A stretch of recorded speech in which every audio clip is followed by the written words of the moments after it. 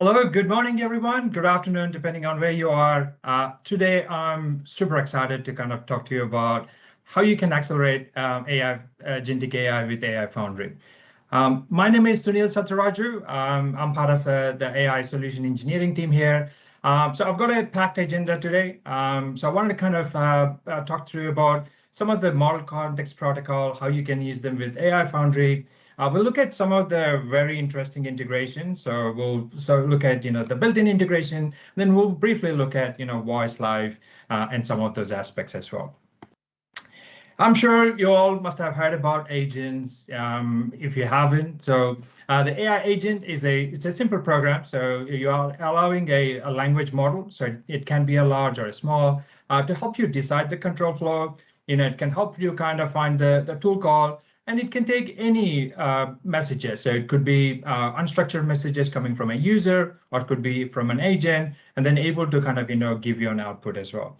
I'm sure you've been kind of building a lot of these agents, but in Microsoft there's more than one way to kind of build agents. So if you look on the screen, so we have three ways that you can build agents, right? So let's start from the right side, where you have the SaaS way of building agents. So we have Copilot Studio, easy to kind of get started. It's a nice UI where you can just go get started, build agents, and you don't have to worry about how to manage them and how to scale them, right? So it's all managed for you.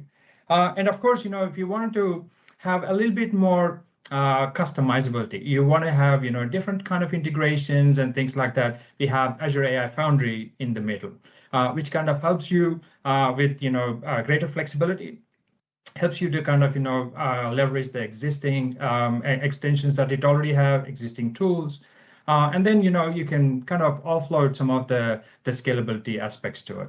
And then of course on the left is more of a IaaS method where you can bring in your own frameworks, like of course like things like LangChain, semantic kernel, and the latest agent framework, which we're going to talk about.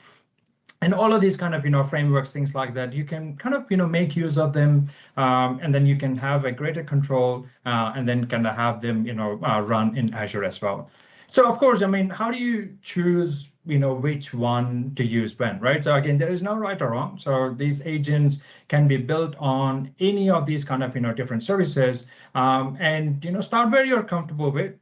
So the general advice I generally give is, so depending on the type of the customization, and then how much visibility you need to have in terms of the agents, you might want to pick one or the other.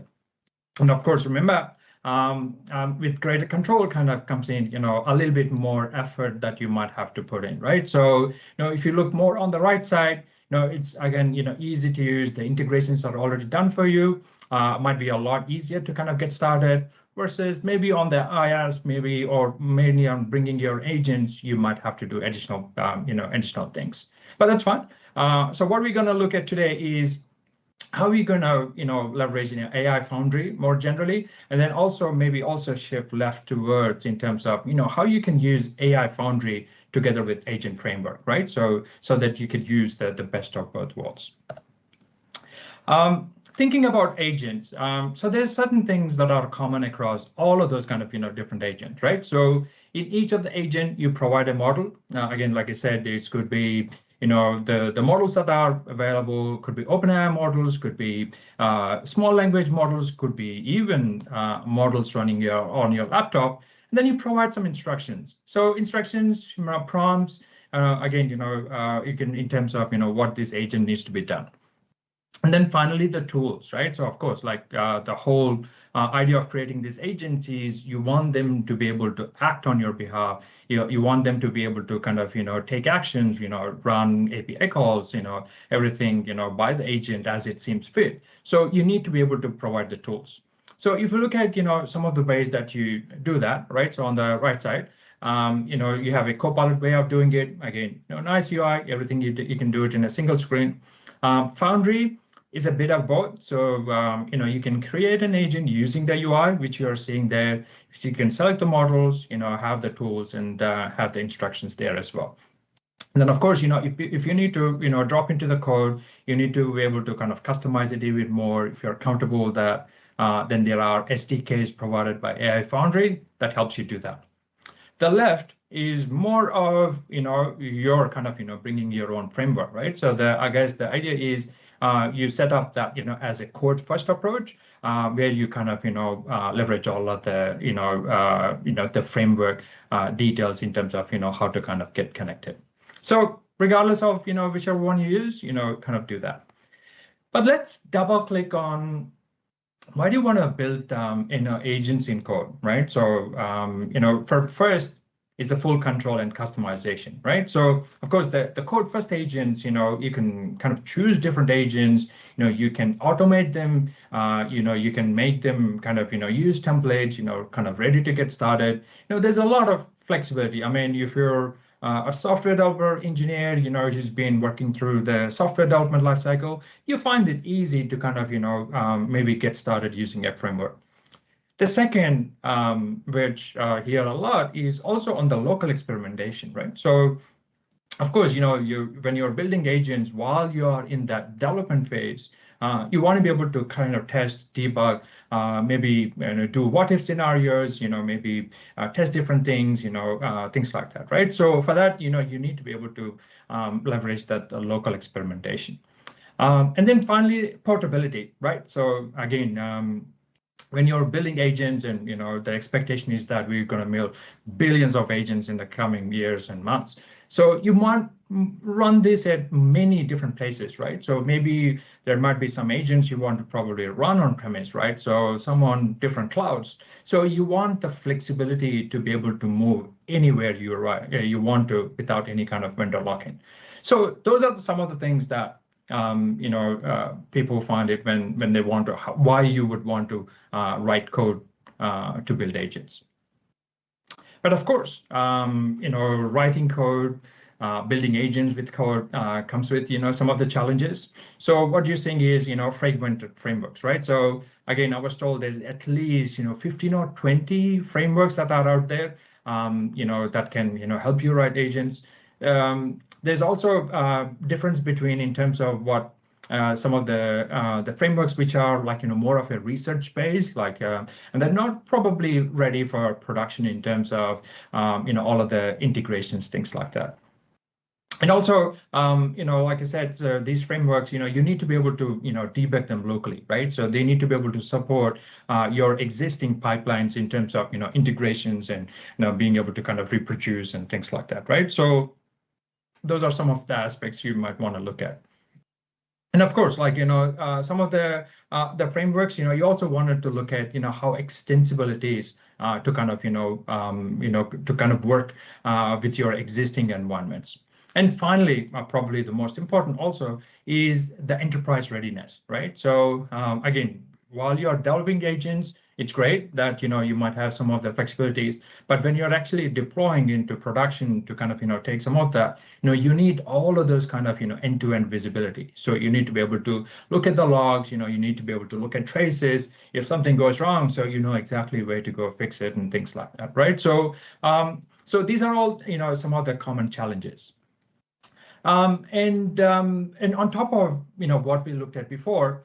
So there's kind of like the agent space is kind of emerging quite a bit, right? So you want to be able to kind of have a framework that kind of helps you, adopt its open standards, right? So things like, MCP or A2A, these are protocols that, you might want to have as frameworks, as a first part integration so that you can kind of, quickly reuse and, leverage that latest updates. And also you want some of the agents that we've seen, they're good for building, single agents, so that they're, able to kind of, do a certain task and things like that properly. But what we see is, as you kind of, mature through your workflows and then your automations, things like that, you want to have more of a multi-agent approach, right? So maybe you create agents that are specific for domains and you want to kind of leverage that multi-agent scenario. Ideally, you do not want to switch the framework again, right? So, because you want to continue on using that same framework. Again, I can't stress enough in terms of the ability to kind of locally debug. and then the integrations that are required for you to kind of integrate into your production type scenarios with a complete CI/CD, things like that. And finally, the agents, I mean, development's great, but during the development, one of the aspects that you also need to think about is how are you, ensuring that agent that you are building is safe. It is adhering to your task. You will probably need to run some sort of evaluations, and then you want to be able to kind of make sure that you continuously have a chance of continuously improving that agent if something goes wrong, things like that. So of course, all of those observability, security hooks, and things like that, those are all required. So with that, let me introduce you to Microsoft Agent Framework. So this is built on the open standards, and it's interoperable to many of the models. So these agents can operate autonomously using, not just using this framework. So you can use it for research, and some of the latest research can also be used. It is community driven. Again, it's open source. You can look at that link and then you can use it. But it's also extensible by design. So you can make use of this framework to kind of use the existing ones, or if you need new other integrations, easy to kind of get started. And of course, like one of the things that we mentioned is also about production readiness. So what this means is you can have this agent framework running on your laptop. Again, we'll look at some of the examples in when we cut to the demos. So you can build these on your local laptop, test with different models, look at all of your tracing. Then when you actually go to production, it has got that same capability for you to be able to visualize those things end to end. And let me give you a bit of background of why we got to this agent framework. So maybe you might have heard about semantic kernel, AutoGen, some of the other frameworks, with that Microsoft has released. Semantic kernel is our, the go-to production, framework, right? So it comes with, event-driven approach, supports for a lot of, useful integrations into things like, Cobalt Studio and a lot of other aspects. And then on the right is AutoGen, right? So AutoGen is probably one of the very first, multi-agent framework that was released. And then it has got this built-in, conversation patterns that are able to handle a lot of the complex use cases. So of course, until now, they were actually two separate. So with Microsoft Agent Framework, so what we're doing is kind of combining all of those together, right? So you want to have the best of the integrations, the ability to kind of connect to any of those systems coming from semantic kernel, the event-driven approach, together with AutoGen, with the powerful research from agentic research that's coming in to kind of build that multi-agent orchestration. So what this agent framework does is kind of combines everything. And then, it's, kind of available for you to kind of, go test and try. Now, that's enough slides, I guess, right? So, hopefully some of you might have looked at this. But I wanted to kind of share some real examples on, how to kind of, use it. And then, I'll walk you through, some of the steps and, how you can quickly get started. So I have, two sets of demos that I wanted to kind of get started. So as part of this first demo, so what I want to do is I want to show you how to create these agents using a small language model. So I have a small language model running on my laptop. So I want to show how you can use Agent Framework to connect to that language model and then use the tools. Second, I want to show you how you can leverage the existing agents that you might already have in Foundry, or maybe you want to have a Foundry as a way to kind of standardize with all of the agents, and then how you can reuse those agents, things like that. The last 3 and 4, these are my favorites. Again, building agents, like I said, could be done in many different ways, but if you wanted to take these things into production, you want to have the tracing, you want to be able to kind of have the observability and also some of the red teaming to be done so that you can easily kind of go and test this out before you roll it into production. So with that, what I want to do is, I'll want to share my screen, and then I'll walk you through, some of those aspects. So just bear with me while I share my screen. Right. So let's get started. So I've got again, this is all written in in Python. So of course you can, if you're using agent framework, you can apply some of this into .NET as well. So let me kind of give you a brief rundown in terms of how to get started. So obviously I've installed the agent framework package, and then I'll come to the setup observability a bit later. So what I have is a simple function. Again, this is probably the most popular function ever. Getting a weather for a city. Again, super simple. So we have different conditions. The temperature. We just want to kind of randomly written a text when a language model calls. And then what we have is again, like I said, we want to leverage the local model that I have, right? So I have a local host. I'm running a Quinto very small model on my laptop, and I want to be able to kind of use that model to create an agent. So what I'm doing here, again, this is the same pattern that you will see as we move forward as well. So what I have here is a chat client. So in this case, I'm using OpenAI chat client because it's compatible with what Olama provides. In this case, I don't need an API key because of course I'm using it locally. And then I've used the base URL and the model ID that I have. And then once I created the chat client, I'm creating an agent. So by giving it a name, giving it some instructions, and then some sort of a tool calls and things like that, right? So that's generally what all that is required, for us to kind of get started. So let's go ahead and let's go and run this out.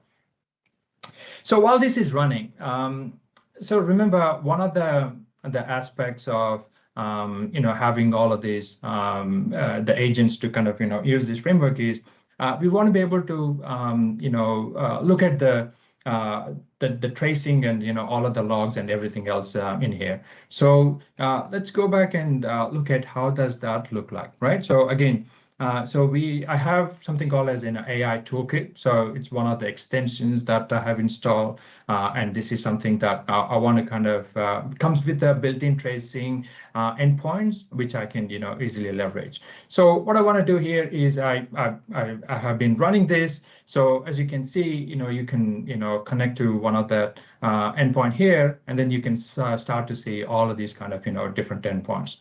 But let's have a look at this, in a bit more detail when we go to that next example, right?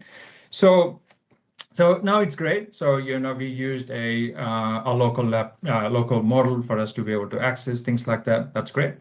But now let's imagine that we have a scenario where we have an existing agent that kind of created in Foundry, right? So again, let me go to a screen and then I'll show you how an agent in Foundry looks like if you haven't seen this before. So this is the Foundry UI. So under the agents, what you can do is, you can create, many of these agents.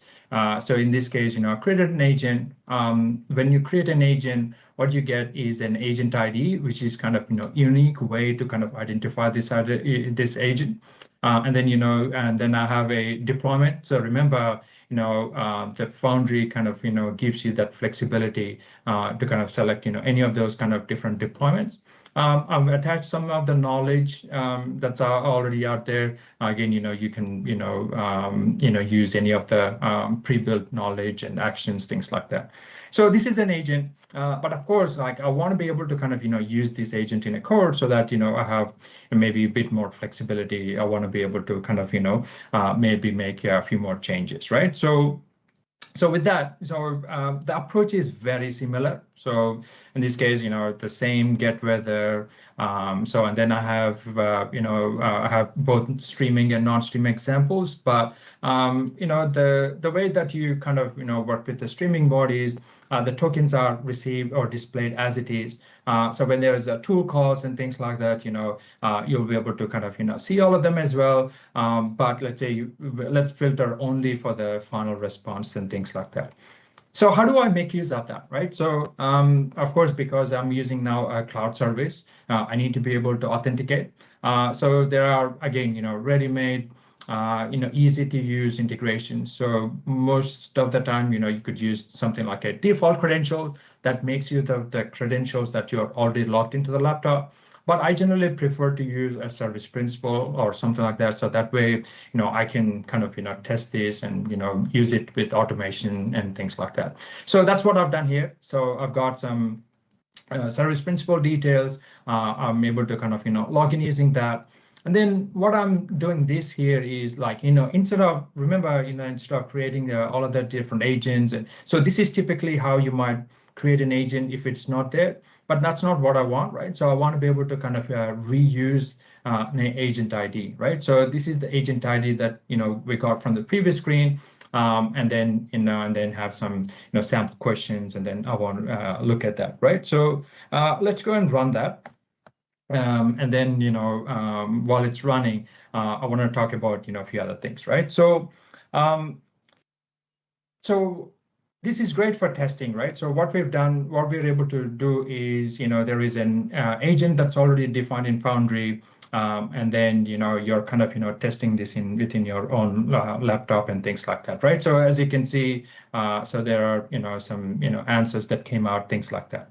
So again, it is the same as before. Let's say if you want to be able to see, all of those, different tracing, be able to kind of look at, what just happened, what was the flow, what was the output, things like that. So you can just go back to that same VS Code tracing screen. And then here you can kind of see that, full layout in terms of, what happened, like what was the question, what was the output of the tool, and then what did the tool response give, and then how was the, and how did that assistant or an agent responded back, right? So you're able to kind of, see all of those things here. And of course, you can kind of, drill down into a little bit more of the individual steps.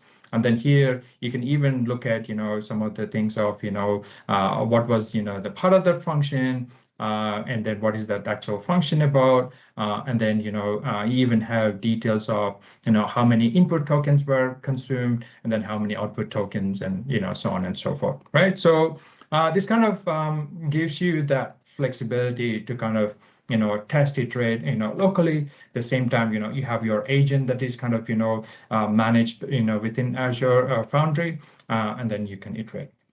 Of course, these tools are great. I mean, what we looked at is good, and I'm sure you've already looked at it, but most of the time, what we want to be able to do is we want to use MCP, right? So remember, we thought that, with open standards and then MCP, being as the default or getting to be the default way of providing all of the tools. We want to be able to kind of easily, plug and play those MCP as well. So let's have a look at how does that look like, right? So again, same setup as what we've done before. So what you're seeing is, the endpoints that were given here. So we have an user input, that, just to test a question. And then you kind of, create an MCP tool, right? So very similar to how you would create a function tool. So you just create an MCP tool. Again, depending on, how the MCP tool or what kind of, protocol that MCP supports in terms of, streamable HTTP or, if it is STDO, so things like that. So you can create all of that. And then what you do is, exactly the same steps as, credentials, whatnot, and all of those.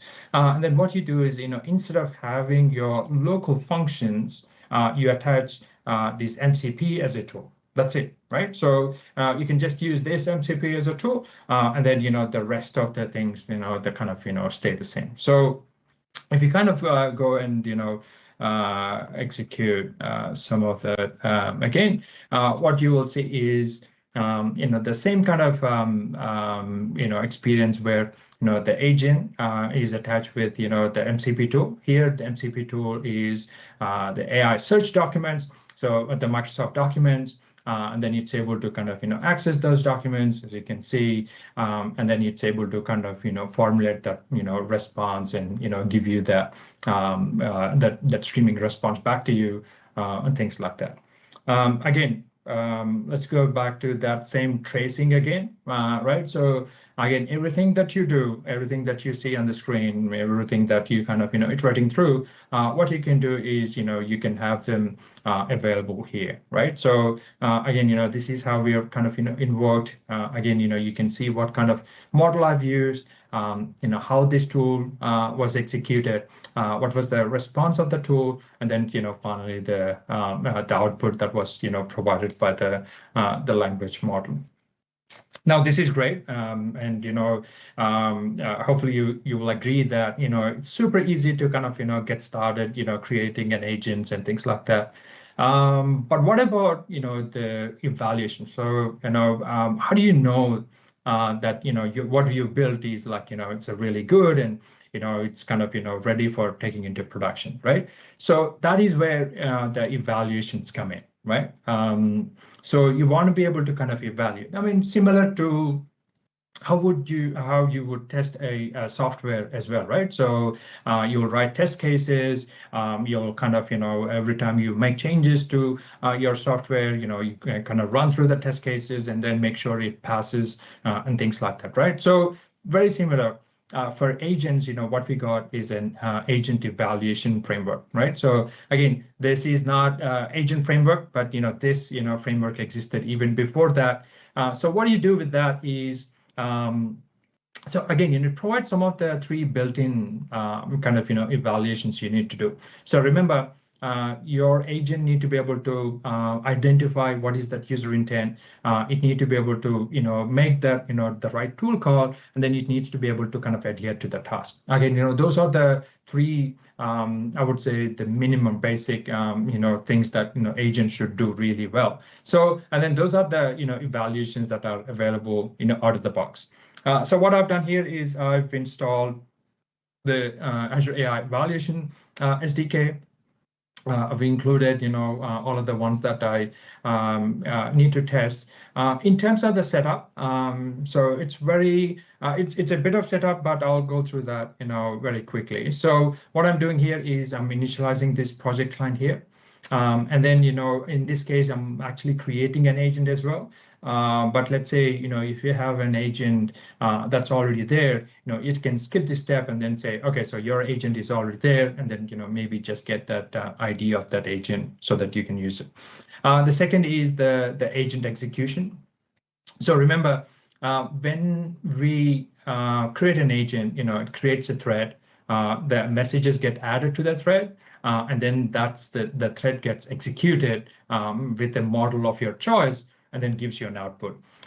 So again, some of these things might be abstracted for you, but in this case, we want to kind of, create explicit thread so that, you can look at, what were the messages within the thread and things like that. So that's what we are doing here.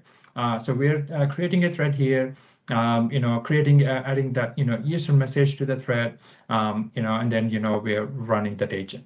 So now this is great. So to kind of test how the agent works, but of course, you want to be able to kind of, do the evaluation. So again, like a test case, like, you need some, sample data, sample examples, things like that.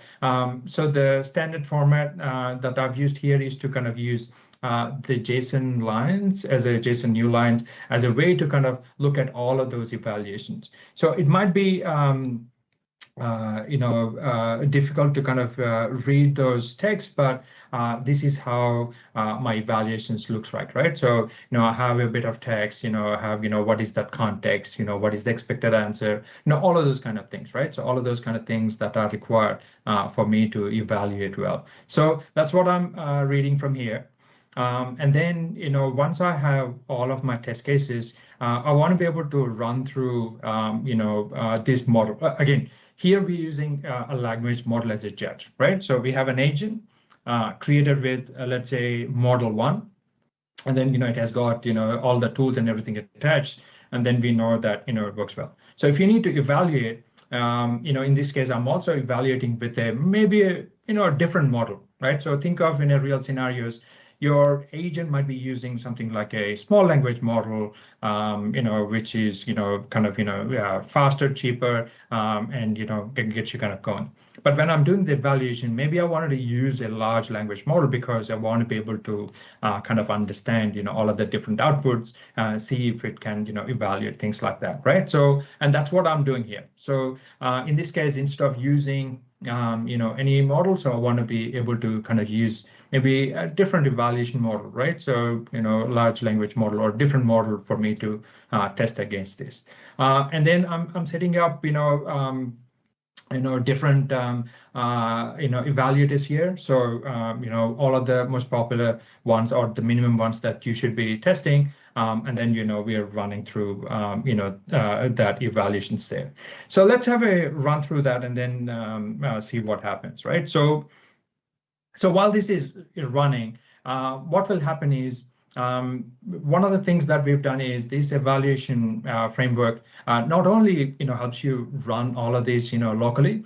So what it will also do is it will pump out all of these kind of evaluation frameworks into AI Foundry so that you can easily visualize all of this information, things like that.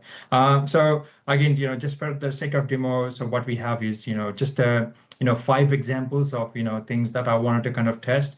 Again, this is not a very difficult agent, right? So all it is doing is just finding the weather, things like that. But what it gives you is the ability here, right? So it gives you the ability to kind of go and have a look at these evaluations, from Foundry. So within Foundry, again, this is the same screen where we created the agents before.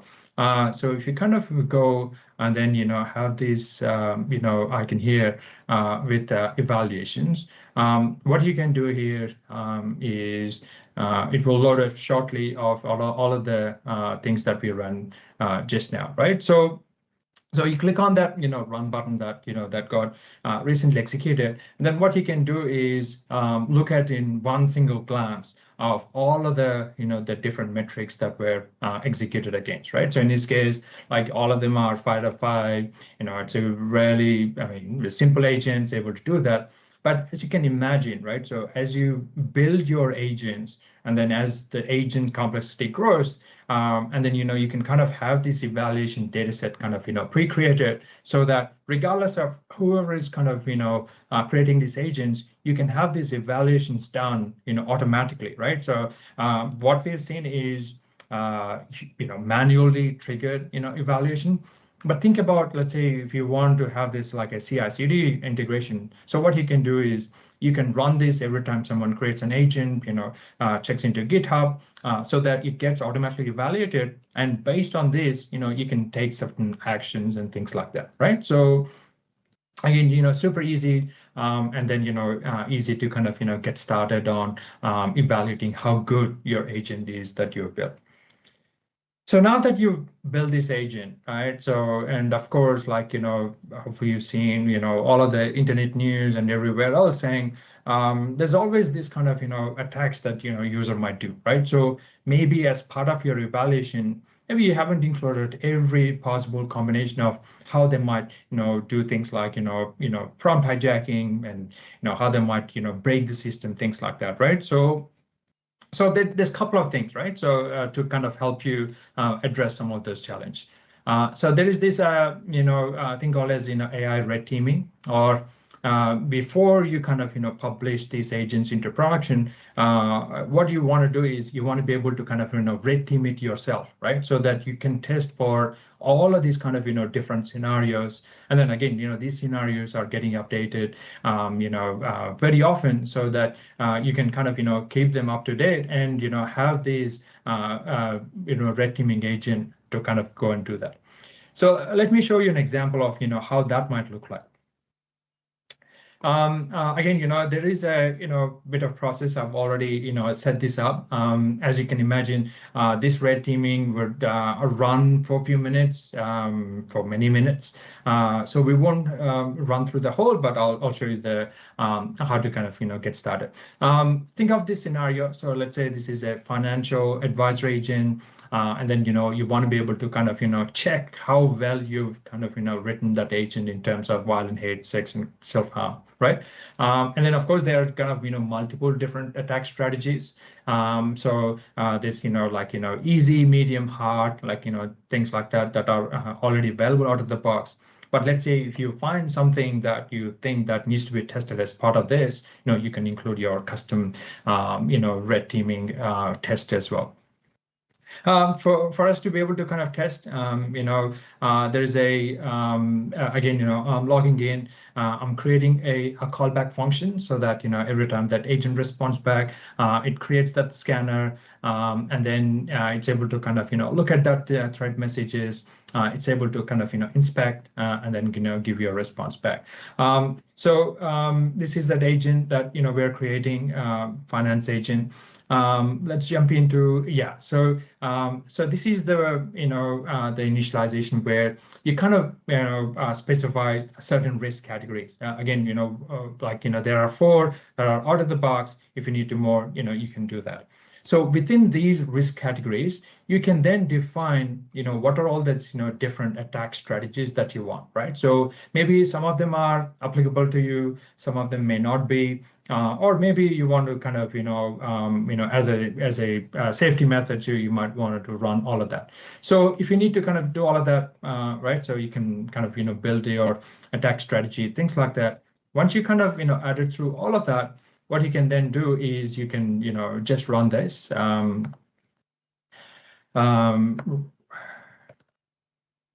can run that, red teaming agent. Again, it's going to take a while, so we won't wait until all of that is done. So let me show you how that results look like. Again, the way to kind of access the result again is same from that same evaluation the tab. And instead of having an automated evaluation, what you can do is you can click on the AI red teaming. And then within the red teaming, this is something that ran earlier in the morning. So what you can do is, click on that run, and you can kind of see, how well it has done. Again, so there are certain, controls that are always there. What I ran is, probably only, easy ones, but, you can look at, the attack complexity, things like that, right? So maybe this is only for a baseline, right? So as you can imagine, you can have, maybe hard, different, complex, and, maybe specific to your agent, you can, craft, different messages to be able to kind of test and things like that as well. Again, everything that you do readily available.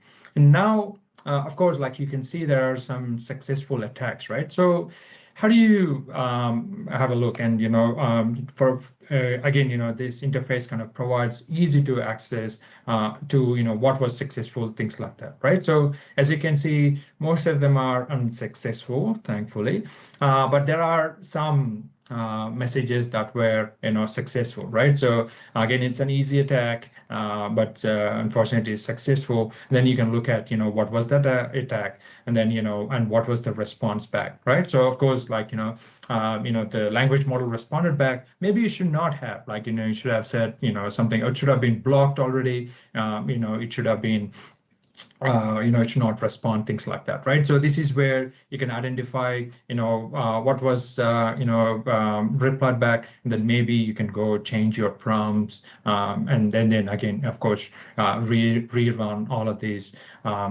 tests again, things like that. So with that, of course, like, these are all things that, you're doing at an agent level, right? So this agent is kind of, helping you, or you're building all of these kind of evaluations for an agent. Wouldn't it be nice if we can kind of, have some of these controls applied at the model level? So again, and that's where some of the guardrails and, things like that come in as well, right? So let's say, for example, if you have a model like, of course, like, enterprise, you will probably have maybe 10, 15, 20 models, right? You want to be able to kind of apply consistent filters across all of that, right? So that way, maybe you do not want all of your developers to kind of, go through this, extensive process. They still probably have to do it for some aspects of it, but maybe you want to apply some baseline, filtering across all the models. So that's what, the content filter will help you. So what you can do here is you can kind of, define in terms of, what are all the categories, what kind of, threshold level that you want to set to that. I mean, not that's an input filter, but also for an output filter, right? So, you can have some of these applied to the output filter as well, so that whenever the language model gives you a response back, it will adhere to this, content filters and things like that, right? So again, this is the screen where, I have, as you can see, many models. So you can apply, this filtering across all the models. Or you can say, maybe you only want it for, let's say, a certain model, things like that, right? So, and then, I can apply. So that way, you have all of these, aspects available. So now that, we looked at, how to create agents locally, how you can connect to the tools, how you can reuse the agent from Foundry, be able to kind of, connect through this agent framework.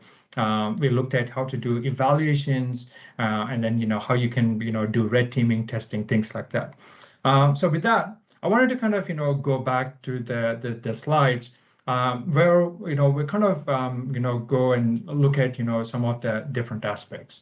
So let me share my screen again. So these are all the, things that, we were able to cover just now. So again, one of the things that, I want to kind of, mention also is like, what you have seen is probably what you would do as a developer while you're testing, things like that, right? So, I mean, logging is kind of given, like I think, all of us coming from a software background, we would have done all of this logging. But it's the tracing, right? So remember, it's the ability to kind of be able to kind of look at the language model, look at, what calls it made, and then, and then what was the response back from the model, right? So those are all the kind of, key things you want to be able to do, especially at an enterprise. So you don't not just, want something that's locally you can collect. You need to have the ability to kind of automatically log into a central system where, you can kind of, go and look at all of those, tracings, things like that. So with that, let's go into the second, portion of the talk, right? So now we've seen, agents, we're able to connect to MCP. And of course, there's a lot of other, different integrations as well, right? So we've, MCP is great, it's able to do that. But what if you wanted to kind of, connect to, let's say, Azure Functions, for example, right? So, or, maybe you want to connect to Redis and, a few others because, you're familiar with it. So the agent framework kind of helps you, build some of those extensive, there's already some of the out-of-the-box integrations available so that you can easily plug and play. But I've picked, some of my favorites that I wanted to talk here. So one of my interesting integration is with Copilot Studio. As we kind of initially discussed, right? So there's three different ways to kind of build agents, right? So the Copilot Studio agent is that one on the right where you can, anyone without developer experience, right? So anyone who wants to kind of create an agent, they can easily connect and do that. So so there is a ready-made integration with that. The second is with Purview. Again, it's really good that we're able to kind of do these testing evaluations locally, but there's always things that at an enterprise layer you want to kind of apply throughout an enterprise, right? So then we'll talk about some of the integration with VoiceLive, with Purview. And then finally with VoiceLive, although this is not agent framework specific, so I want to be able to show how the existing agents or how you can use the VoiceLive API with an existing agent, things like that. So let's go and share my screen again so that you can we can walk through some of the code there. Right.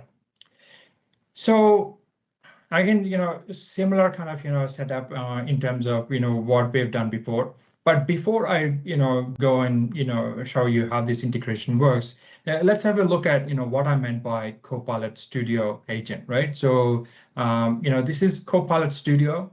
If you haven't seen before, it kind of gives you a super easy way to kind of, get started, to kind of create agents, things like that. So what we're doing here is a very simple agent. So we have very simple prompt that just gives you an answer, and then again boost morale of the person asking the question. You can attach a lot of these kind of different tools and things like that as well, and then gives you the ability to kind of focus on certain topics, things like that.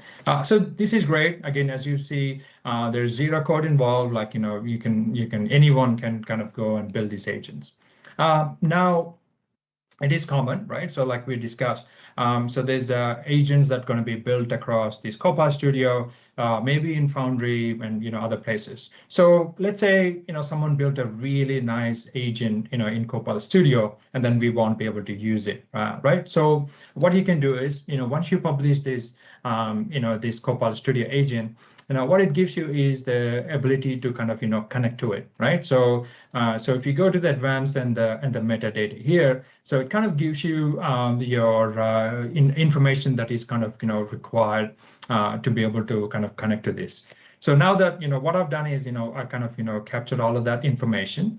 So this information is available as a environment variables, and then what you can do is similar to how we've done before with an OpenAI chat client, AI Foundry client, and things like that. So it comes with a Copilot Studio agent. Again, the same sort of observability that we kind of discussed. We'll skip through some of the authentication parts and things like that, but just assume that you will need a token for you to be able to kind of authenticate things like that, right? So once you're authenticated, and then once you kind of set up your configurations for Copilot Studio and all of the metadata that we looked at, what you can just do is create a query, and then you can just all you do is just run. So so here's your agent there. So using the Copilot Studio, and then passing on the client that we kind of authenticated client that we have, things like that. So let's go have a look and how does that look like, right? So again, very similar approach on, how we're able to kind of use the agent framework to connect to the local model and the Foundry model. So what you can do is, the same, approach where you can, use that same Copilot agent. As you can see, you got a response back. Now, this is great. So again, one of the things that, we kind of discussed is, you have agents that are kind of built at multiple different places, but how about kind of combining all of them together, right? So remember, the flexibility or the reason you might want to use core is being able to do that multi-agent approach, right? So I've got an example that I want to walk through for that. So let me go through this. Again, this is available out of the box with the framework, agent framework as well. So what it helps you to do is kind of build these kind of more, I wouldn't say complex, like pretty straightforward, but gives you more of these conditional flow where you can kind of predefine in terms of how these different agents should interact with each other. So remember, this could be your maybe a local agent, agent that's connected to local SL. This could be your agent that's connected to Foundry, or maybe this summarizer could be the agent that is connected to the Copilot Studio, things like that, right? So all of these kind of different agents can be used. So let's run this, and then what we can see is that, it kind of, takes through that, the steps in terms of, all of the things that it need to do. And then what you see here is in the events where, you can look at the different, steps. You can look at, a little more detail of the traces, things like that. I mean, in this case, we haven't used any tools, but let's say if you had used any of the tools, then we could, have that, logged in as well. So again, gives you a lot easier approach of kind of, mixing multiple different agents, depending on your use case, and then kind of, build this workflow so that way, you're not kind of reinventing all of those kind of different agents again. So this is great. So this is great that we are able to do that, multi-agent approach. But one of the other integrations is also on the purview, right? So remember when we spoke about the agent evaluations, right? So let's go back to that agent evaluations one more time. So we said, okay, so this, all of these evaluations we tested. We did the red teaming to be able to kind of identify. But what if there are things that are outside of our control, like outside of our things that we can test, right? So more, let's take this financial agent as an example, right? So this financial agent gives you with some advice, and then maybe the end user, they might accidentally send some credit card information, things like that, right? So so you, of course, you want to kind of block it, right? So you do not want your the agent to be able to process. So this is more of kind of at the enterprise level, you want to be able to apply certain policies so that you have better control in terms of doing that. Of course, you might say, oh, every project needs to go and implement these 100 different controls. It's going to be very difficult. Or what we can do is, at a purview level, again, we will not have time to kind of go through what is purview in this event, but the purview kind of gives you that enterprise-wide policy so that you define it once, and then what you can do is you can let the developers kind of reuse those policies for you to be able to kind of apply that. So let's take an example of how that would work, right? So let me go back to the VS Code here. So what I have here is a bit of setup. Purview is one of the integrations that, again, available readily out of the box from here. So we're kind of creating a simple assistant. So it's just going to help us laugh, and has got some jokes apparently. And then I'll skip some of the the authentication bits, but you can look through the documents, and then you can get to that. But let's look at how you can set up the purview agent, right? So again, this is the high level flow. So when a user comes in, they kind of send information. What you want to do is the purview is going to check its policy, and then it's going to block or allow it depending on what information it has, right? So we'll test with credit card first, but this could be your social security number, maybe PII, or maybe there's hundreds of different policies that you can apply and for you to be able to implement all of that. So how would you implement? So the same way, so what we're doing here is creating a simple chat client. And then, what we're also doing is, we're kind of, doing a setting or purview setting in terms of what are the things that, we want to block. And when you are creating an agent, so what we're doing is, we're passing that, the chat client that we have, but there's this concept of middleware where you can apply or you can provide that purview policies. So again, this middleware is super flexible. So this kind of helps you plug into a lot of those different things as well. So I'll let you explore from agent framework. There's tons of different samples, examples of how you can use this middleware. But in our case, what we want to be able to do is use this purview middleware so that you can look at this information and then help us see if it needs to be blocked or passed or things like that, right? So The rest of it is, fairly simple. So we're just running it, and then, we're sending some compliant prompt, right? So in this case, the joke about cats, and then also sending some of the non-compliant ones, which is like a credit card number, and things like that. And then let's have a look at, how Purview is going to help us, with those kind of, different scenarios. Right. So what we're doing is, we're running there. So as you can see here, a compliant prompt, like, telling a joke about the cats, it's able to give us an answer, everything's good, passed, all good. But the other one, right? So this is the user question. It says like, unfortunately, they included the credit card number, things like that. So what it gives you is like, sorry, I can't pass this, because of the credit card number. And then it's giving a message that says like violated during policies, and of course like you can customize what sort of a message that needs to be sent, but it's able to kind of block that request, things like that. Again, all of those, your enterprise policies about how to handle the data security, all taken care of, with this kind of, middleware. So this is great. And let's get to that, the final, voice live. So for this, let me go back to the screen, to kind of, show you how easy it is to kind of, get integrated.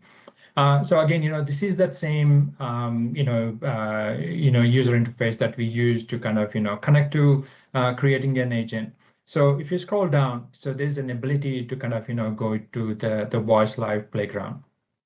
Right. So with this voice live playground, what you can do once it loads up is it gives you the ability to kind of use, the real-time models like, GPT or real-time models, or more interestingly, what it can help you to bring is your own agent, right? So your own, chat or text agent can be used to be integrated with voice live as well, right? So so once you, again, all of those things that you need in terms of speech detection to automatically detect the language or automatically there, and in terms of the speech output, you can kind of choose multiple different voices, and then you can customize it. You can even make avatars, like let's say for example, if your use case is to kind of show this chatbot as an avatar, you can do that available out of the box.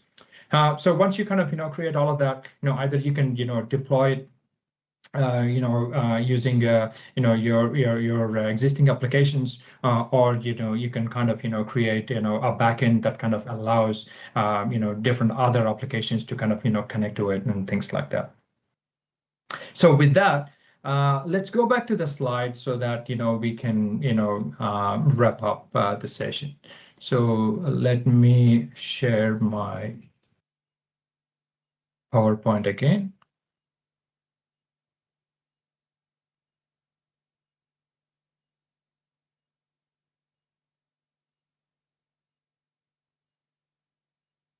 Right. So we've looked at all of that. So and in terms of the architecture, right? So again, what we've seen is these different integrations that we need, right? So again, as an enterprise, you want to be able to kind of bring all of your resources, things like that. Azure Foundry supports that. The agents, being able to kind of have that observability that we spoke about, is readily out of the box. And then you can create agents there, and you can also have the agent framework to kind of reuse the existing agents here, or agents from your Copilot Studio and other places as well, together with all of those kind of different tools like MCP Server, SharePoint, Fabric, so on and so forth. And once you have this, you can easily integrate. So we had a brief look at how that multi-agent system is able to create that as a web application. So you can easily do that, or you can integrate it with Teams and Copilot and a lot of these other different ways to kind of surface those agents. There is also support for third-party agents that is existing as well. So let's say you built a LangChain agent, you should be able to kind of integrate that as well. So let's do a quick recap. So what we're able to kind of do, and the key takeaways is, leverage the Copilot Studio to kind of easily get started. Look at the Agent Foundry agents to kind of look at creating those agents, and then you have this agent framework to kind of combine both of these kind of agents, and then have those built-in integrations. There is the code first approach that we looked at, and then how easy it is for agent framework to be able to customize. You can extend and then include all of the things like purview and things like that. So there's a logging, tracing, and all of these evaluations that you can look at. And we've seen how Agent Framework easily kind of helps us look at all of that. And then AI Foundry as that central place for you to kind of collect, you visualize all of that. And then finally that middleware. Think about all of those different organization policies, things like that you want to have, and then you can have all of them kind of included. So with that, thank you so very much for spending the time with me. The next session is going to be even more exciting, right? So we have Microsoft Ignite, then there's going to be a ton of amazing announcements that are going to come in on AI Foundry.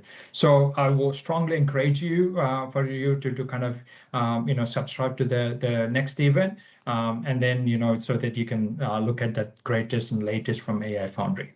So with that, thank you so much. Hope you all have a great day. Thanks.